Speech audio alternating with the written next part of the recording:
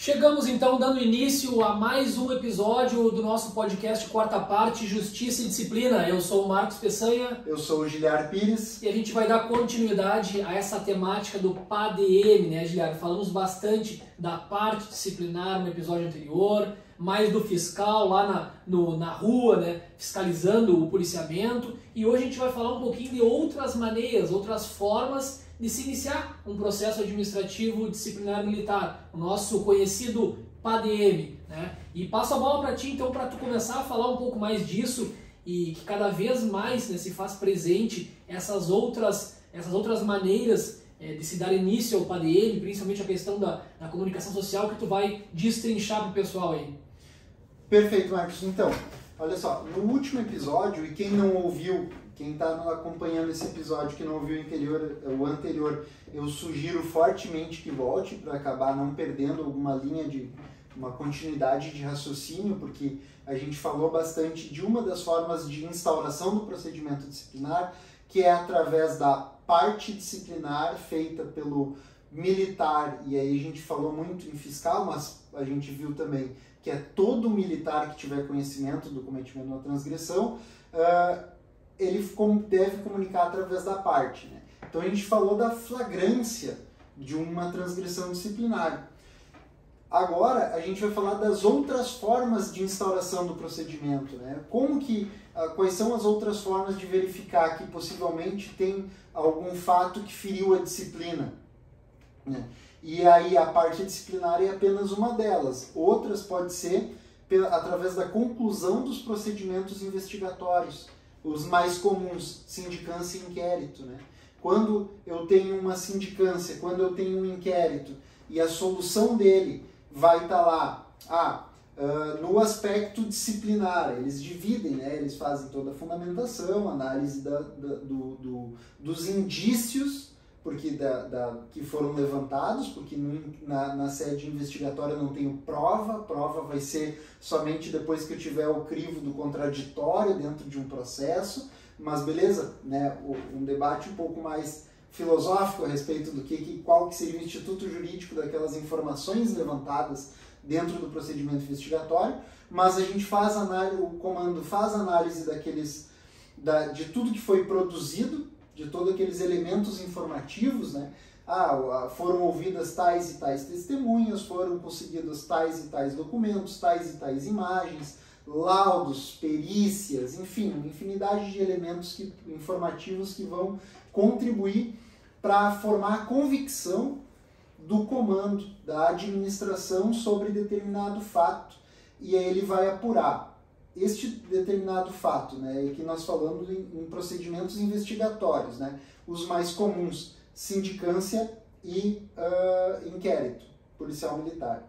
Ele vai apontar lá no final, o relatório, né, o encarregado vai apontar, diz, olha, no aspecto disciplinar, entendo que há indícios de transgressão da disciplina, e ele vai relatar, ou ele deve relatar, né? Muitas vezes a gente vê uma deficiência argumentativa em alguns relatórios, algumas soluções, mas ele deveria relatar qual que é o fato e qual que é a transgressão, qual que é a capitulação sobre aquele fato que o transforma numa transgressão disciplinar.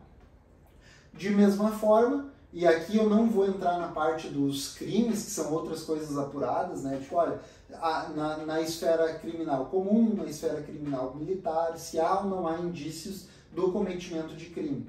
Isso é trabalho para outros episódios, né?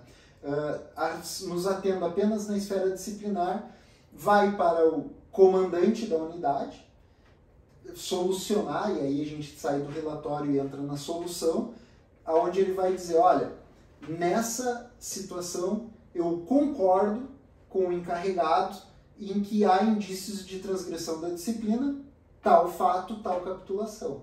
Ou ele vai discordar, e aí ele traz para ele uma carga argumentativa forte, porque para eu discordar eu tenho que dizer o porquê que eu discordo e o que eu entendo como correto, e ele traz esses elementos e diz, olha, não, eu entendo que não há, ou eventualmente o encarregado diz que não há transgressão, e o comandante, que é sempre o mais comum, eu nunca vi um comandante ir contra o encarregado para dizer que não há transgressão. Mas o contrário é mais comum. Tipo, olha, o encarregado diz que não percebe transgressão da disciplina, o comando diz, não, eu percebo transgressão da disciplina e PAD no praça. Né? E aí, esses são uma das formas de instauração, né, do procedimento. Outra forma de instauração é através da comunicação formal de autoridades ou do público em geral. O que eu posso dar de exemplo do que significaria essa comunicação formal? Né? Tenho 2 exemplos aqui. O praça foi convocado para uma audiência onde ele prendeu o cara e... Quase não acontece isso. Quase não acontece. Eles chamaram ele para audiência e ele faltou à audiência. O juiz, a audiência, quando ele é convocado, né, através do seu comando para ser apresentado na audiência, lançado em escala de serviço, feita a notificação direta do militar que assina, na companhia que eu trabalhava, tinha um livrinho da comunicação. Então não tinha como tu dizer que tu não tinha ciência, porque tu tinha que assinar que tu recebeu a intimação para te comparecer naquela... Tu recebeu o ofício de apresentação e tu assinava. E tinha que trazer ainda o de comparecimento. Então não tinha como tu dizer que tu não sabia. Então tá, quando tem todo esse conjunto e o praça falta a audiência por algum motivo, o juiz solicita, vai marcar uma nova audiência, o Ministério Público ou abre mão do depoimento dele, ou diz, não, é para mim imprescindível que o condutor dessa ocorrência venha prestar depoimento para esclarecer as circunstâncias daquele crime, e ele manda uma nova intimação e diz, olha, quero intimar de novo o praça sob pena de condução coercitiva, inclusive, o juiz pode fazer isso, porque ele não compareceu à audiência aprazada do dia tal. O comando, ao receber essa comunicação formal de uma autoridade, ele não vai pensar 2 vezes. Ele vai dizer assim, olha, instaura esse procedimento disciplinar por faltar a ato de serviço, porque aquela audiência que tu foi designada, ela é considerada um ato de serviço dentro desse contexto de lançado em escala, vai contabilizar horas, a carga horária para o praça, enfim... Dentro desse contexto, ele é um ato de serviço. E se tu faltar, é a mesma coisa que tu faltar o teu turno de 12 horas na viatura, o teu PB ali, é uma falta ao serviço. Mas então, esse seria uma forma de uma comunicação oficial através de uma autoridade, né? Ou quando vê um ofício da Câmara de Vereadores relatando que em determinada circunstância, em determinado local, foi feita uma abordagem assim, onde tem filmagens mostrando talvez o emprego de violência no serviço policial, que gera uma transgressão disciplinar. E aí, isso são comunicações formais de autoridades. Do público em geral, é aquela circunstância de que o Joãozinho lá que foi abordado, ele vai até o quartel, quero fazer uma queixa. Quero me queixar. Eu quero fazer uma queixa. Eu quero fazer uma queixa porque eu fui abordado e eu não posso ser abordado porque eu sou trabalhador. Beleza. Ele vai ser recepcionado, vai ser ouvido, colocado a termo essa comunicação e vai ser aberto ou um procedimento investigatório ou se no relato dele e mais elementos que ele puder trazer já dá uma convicção de que eu tenho materialidade de uma transgressão disciplinar e indício de autoria, que são os pressupostos, já vai se mandar abrir um procedimento direto, um PAD direto para o militar. Então essa seria outra forma de instauração. Também tem outro, que daí eu faço uma crítica, né, e convido uma reflexão, que a gente vê que em alguns pontos o RDBM ele é excessivo, ou ele se repete, ou falta uma impropriedade técnica, enfim. Mas esse ponto específico, através da instauração do procedimento disciplinar decorrente da reclamação do ofendido, que, se militar estadual deverá observar o canal de comando, eu vejo como desnecessário. Por quê? Porque a gente já viu que, através da comunicação formal do público em geral, isso já aqui está através da reclamação do ofendido. Para mim já engloba essa reclamação do ofendido uma comunicação formal do público em geral. Outra parte, se militar estadual, deverá obedecer o canal de comando. Mas eu já tenho o artigo 26 do RDBM que diz que todo policial militar que tomar conhecimento de uma transgressão deverá comunicar através da parte disciplinar o seu comandante, o seu superior imediato. Então, há uma repetição aqui que para mim não há necessidade, mas como a gente está falando das formas previstas para instauração, né, é importante a gente só citar. E o último, e muito polêmico, que gera dúvidas sobre a sua aplicação ou não, que está previsto no anexo 2 do RDBM, é através dos meios de comunicação social, né? E aí, um pouco antes da gente ligar aqui a nossa câmera, o nosso microfone, a gente falava que quando foi criado o RDBM, as formas de comunicação social eram a televisão e rádio. Orkut, talvez? Orkut, talvez, não, daí a gente entrega muito a idade, mas vamos lá. Era através, porque numa administração não tinha Orkut. Hoje tem página oficial de cada unidade.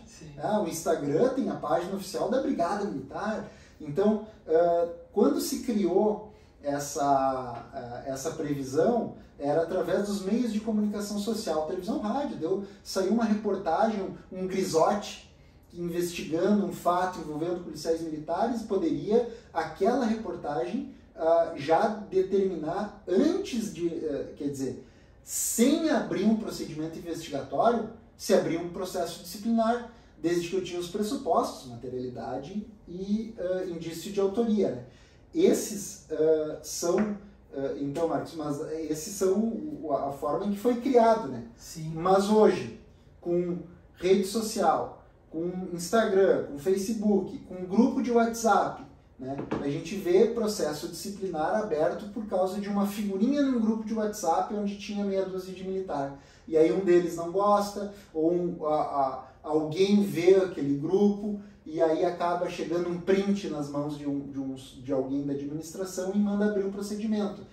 Pode abrir esse procedimento? Pode, porque eu tenho aqui no anexo 2 a previsão que através dos meios de comunicação social é uma das formas que se viabiliza a abertura do procedimento, né, Marcos? Sim, é bem interessante, porque enquanto tu falava aqui, eu prestava atenção atentamente, né, Guilherme?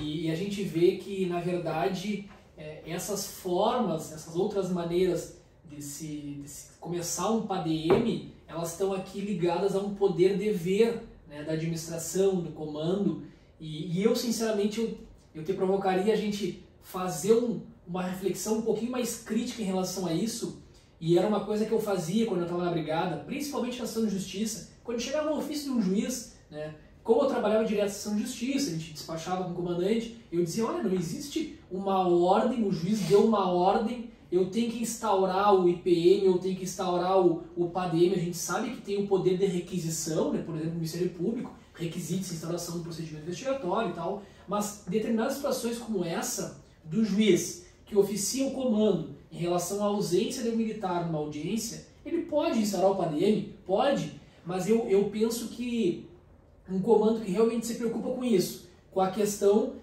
da não banalização de um PADM, tá? Com a questão dos gastos públicos envolvidos na condução de um PAD, desde o momento da confecção da notificação lá, do recebimento, enfim, do soldado que recebeu o e-mail, que levou para o chefe da seção de justiça, para o comandante, até publicação em boletim do último recurso possível, né? O comando ele tem que, ao meu ver, ter essa preocupação com o gasto público envolvido. Ele pode sim adotar medidas de cautela e pensar assim, bom, o Peçanha faltou audiência, né? Chama o Peçanha, conversa e pergunta, tu estava de atestado, tem alguma justificativa para faltar audiência? Porque dependendo da situação, é totalmente desnecessário a instalação de um PAD. Claro, se a gente pensar aqui, né, a gente está fazendo uma análise crítica em relação a isso. O RDBM ele tem, pelo menos a minha interpretação em relação a esse dispositivo específico que a gente está tratando hoje, ele vai falar, ele dá a entender que é um poder-dever que deve ser feito em instauração, né? O conhecimento da transgressão disciplinar, né, o item 4 vai falar disso.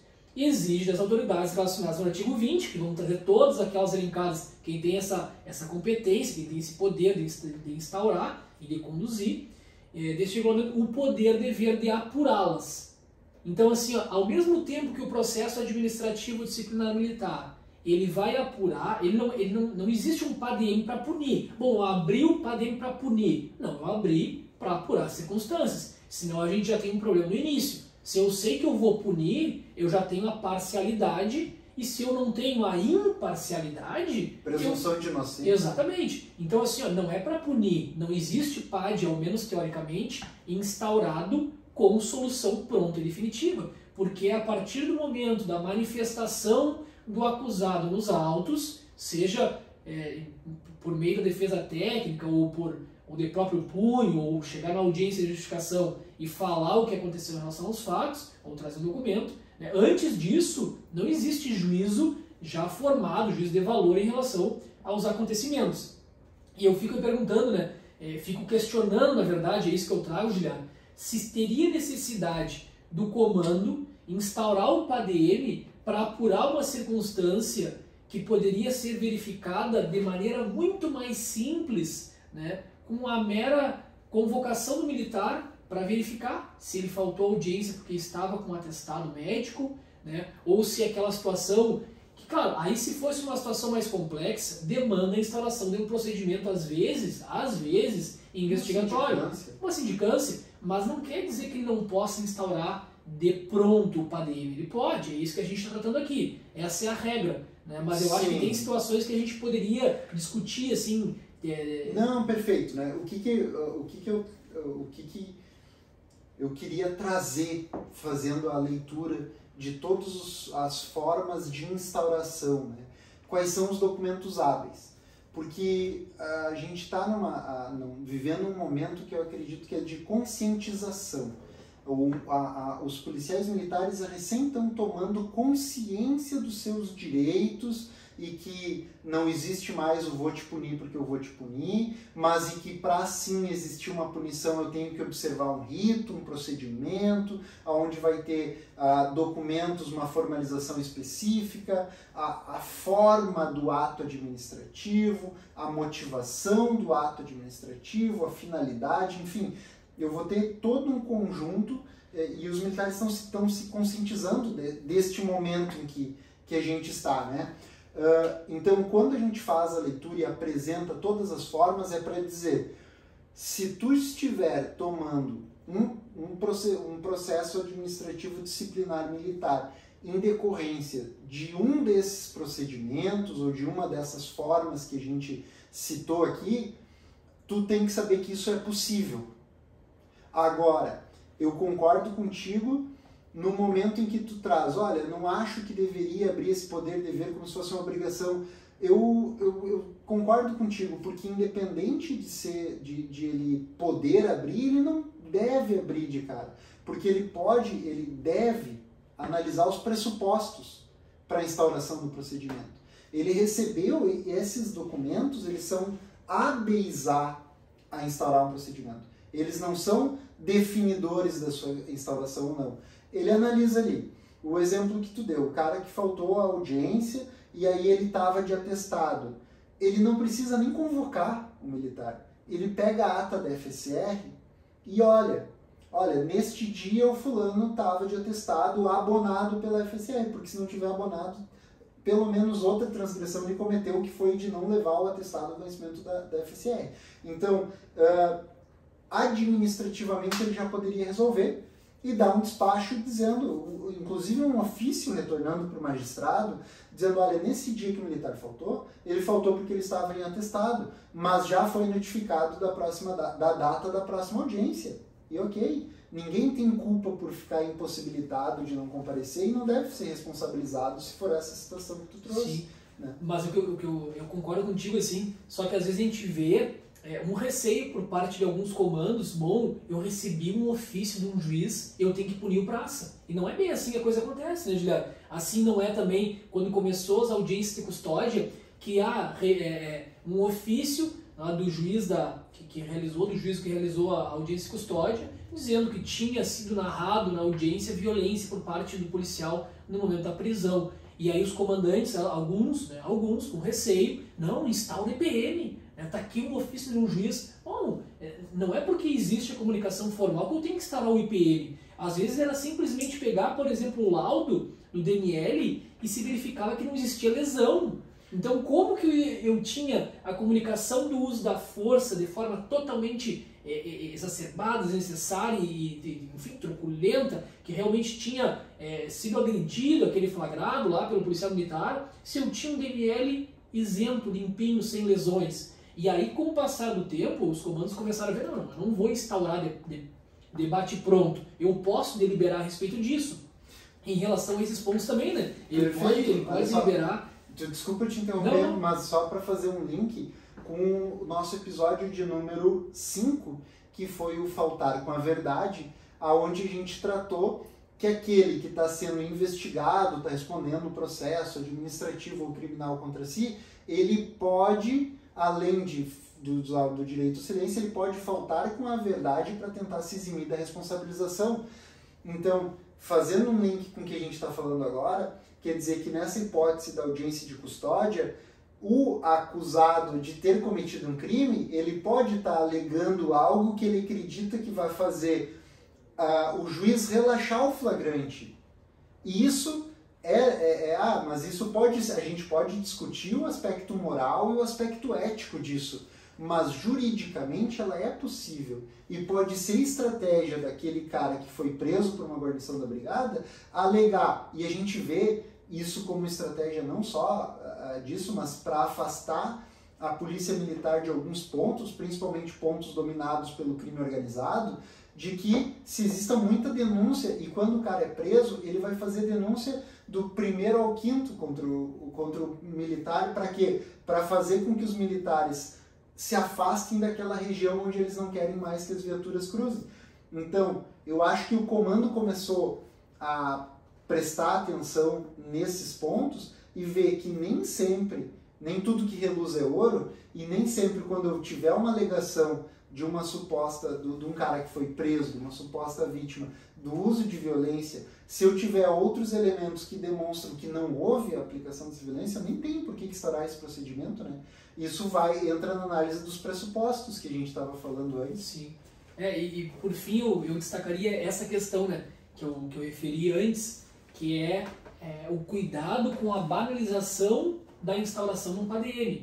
Porque na medida que a gente, enfim, que os comandos começam a instaurar um PADM simplesmente pelo fato de instaurar, dizendo, não, no mínimo ele vai responder o PAD, mas às vezes sabe que ele vai justificar, mas traz um caráter simbólico para aquele PADM, né? Muitas vezes a gente tem a banalização e o militar acaba não tendo acaba não dando tanta importância, e isso acaba afetando contrariamente a manutenção da disciplina. Porque a gente tem o PADM como um instrumento de permitir o contraditório, ampla defesa, e de levar alguma sanção eventual e futura, né, garantindo os direitos do acusado, mas ao fim e ao cabo a gente também busca a preservação da hierarquia e da disciplina da instituição militar. Isso também faz parte. É importante para todo mundo. Exatamente. Só que na medida que é banalizado esse PADM, né, e a gente está falando aqui do ponto de vista teórico, analisando isso, está sendo banalizado ou pode eventualmente ser banalizado, né, o uso dele está sendo,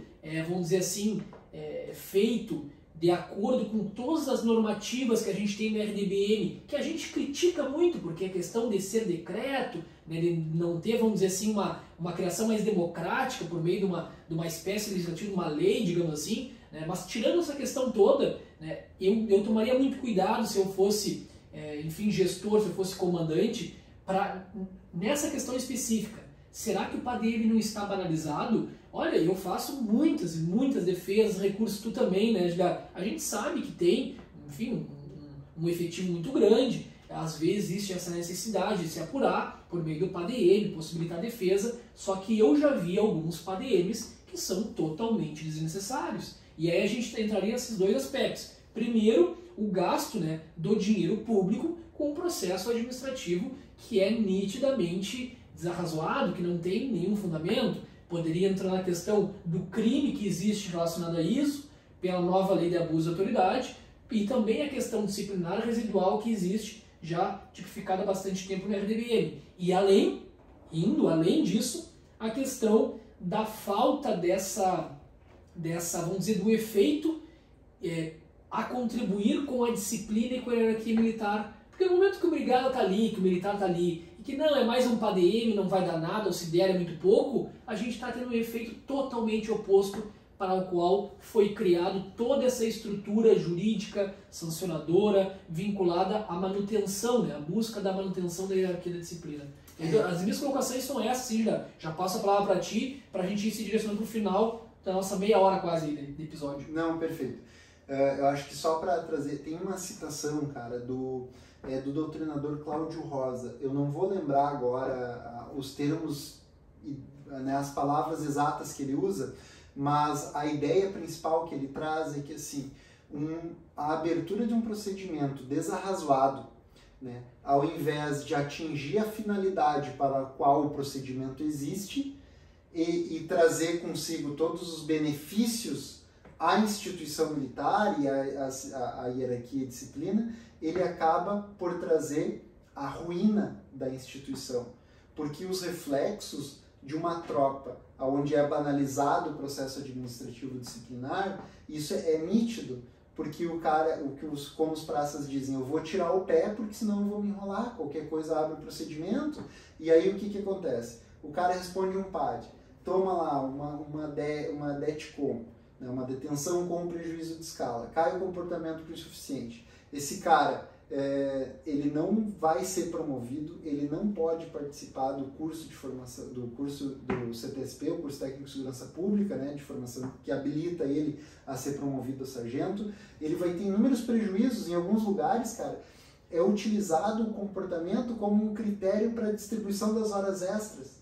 E aí eu não sei se é justo, não é justo, isonômico, não é isonômico, não é isso que a gente está tratando aqui, mas ele vai ter inúmeros prejuízos em decorrência, às vezes, de como os praças trazem, né, a gente pode dizer, de um PAD trouxa, um processo administrativo disciplinar que não tem uma finalidade clara, que não tem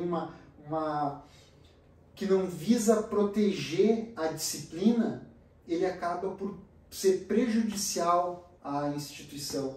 Eu vejo como o uso abusivo do PAD, tem alguns lugares, alguns comandos que abrem PAD por qualquer coisa, e isso acaba por prejudicar o andamento do serviço, porque tu não te preocupa em entrar de serviço e combater o crime, tu te preocupa em entrar de serviço e não tomar um PAD. Qual que é a preocupação que a gente quer que os nossos policiais tenham na rua? É o não tomar um PAD por estar sem o gorrinho branco dentro de uma viatura? Ou é que ele esteja atento, combatendo o crime, que ele esteja proativo, fazendo policiamento ostensivo, preventivo, repressivo, enfim, que ele esteja de fato atuando em prol da sociedade, né? Eu acho que vale muito essa construção crítica. E eu acho que só para nós encerrar então, para já linkar com o nosso próximo episódio, eu acho que a gente falando das formas de instauração, depois de instaurado, né, designado o encarregado, a gente vai ter a entrega da notificação disciplinar, e com a entrega da notificação disciplinar a gente vai ter o início da instrução desse procedimento. E é o conteúdo do nosso próximo episódio, né, Marcos? É isso aí. Só para fechar então, né, esses apontamentos que tu fez aí, né, a gente percebe o quão importante é esse assunto do processo administrativo disciplinar militar. Quando a gente fala de polícia militar, né, a gente fala também, né, tudo que a gente está falando que se aplica nos bombeiros, mas a gente acaba direcionando mais para a brigada militar, porque, enfim, é o que acaba sendo mais usual, assim, a gente vê com muito, até pela questão do efetivo também, né, Juliano, mas o impacto que isso tem na segurança pública, né, o reflexo que todos os operadores do direito, né, e os comandantes e os administradores, os gestores devem ter em relação ao impacto que essa manutenção, a manutenção da hierarquia da disciplina, através do PADM, pode impactar na segurança pública e na sociedade como um todo, né? Por essas questões que tu muito bem referiste. Então, como tu falou, vamos direcionando para o final desse nosso episódio, e aí sim, a partir do próximo a gente vai começar a caminhar efetivamente no PADM, notificação em mãos, audiência de justificação, e o processo começa a andar. Por fim, eu deixo então esse agradecimento a mais um episódio que a gente conseguiu concretizar, levando conhecimento a todos os praças que se interessam pelo assunto, nosso nosso podcast Quarta Parte Justiça e Disciplina. E todo mundo que se interessa compartilhe esse nosso conteúdo, né, Gilberto? Como a gente sempre pede, para que mais pessoas tomem conhecimento da existência de um conteúdo que, se não é muito bom, pelo menos tem um esforço de dois praças que tentam levar cada vez mais, né, Gilberto? É praça falando para praça, né? Exatamente. Então, fazendo todo aquele apelo que a gente faz, porque de fato é importante para nós, né? Quem nos acompanha nas plataformas de áudio, no Spotify, nas outras plataformas, que escuta nosso podcast, quiser acompanhar também pelos vídeos no YouTube, acessa lá, o nome do canal é Quarta Parte Justiça e Disciplina, ativa a notificação, te inscreve no canal, curte os nossos vídeos, porque através desses, porque para ti não vai custar nada, que, né, para quem está fazendo isso não vai custar nada, para nós vai ajudar a dar um maior alcance para o nosso conteúdo e ajudar, de repente, aquele praça que está precisando receber essa informação para que ele tenha, né, acesso a isso também. Sim. É isso aí, muito obrigado por mais essa oportunidade, né? E vamos para o próximo episódio. Vamos em frente. Falar de instrução no próximo episódio. Instrução em PADM. Até lá. Até lá, um abraço. Um abraço.